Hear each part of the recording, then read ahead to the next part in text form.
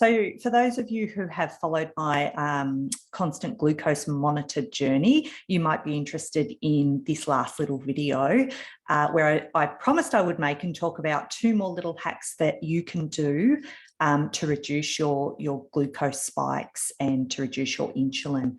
And we're talking about really, really simple things here. So the first one I want to talk about, and I did trial these and I definitely saw results doing both of these things.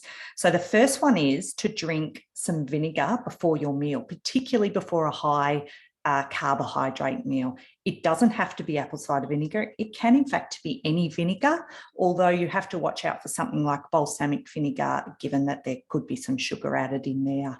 So I used apple cider vinegar because I already had it in the house. I'm already a fan of it for a ton of other reasons, and I already drank it anyway. So what that does is when you drink about a tablespoon or 2 in a big tall glass of water about 30 minutes to 15 minutes before your meal, and if you forget, you can drink it in your meal as well. It will still have an effect.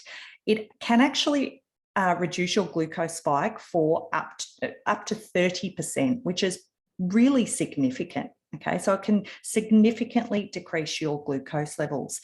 And the way that it does that, it's the acetic acid that's in the vinegar, and that gets into our bloodstream and into our muscle, and it encourages the muscles to take up glycogen faster, which leads to a more efficient uptake in glucose, which gets it out of our blood, okay, all without the aid of rising our insulin, which is exactly what we want to happen for our long-term health. So that's the first hack. Drink a tablespoon or 2 of vinegar before your meal. The second hack is to move after you eat.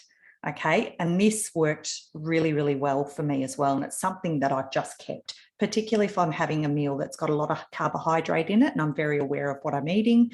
Again, we've had a lot of birthdays this week, so there's been a lot of cake after dinner and things like that. So I just am really conscious of getting up and moving. Now, so there's a reason that, you know, there's so much promotion about taking a walk after you eat.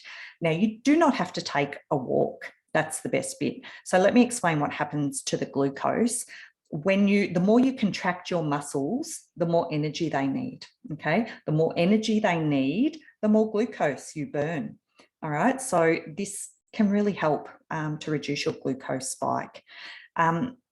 Like I said, it doesn't mean that you have to walk though. So just to give you some ideas of all the random and crazy things that I've done after my meals, and it's really become a habit now, which I love.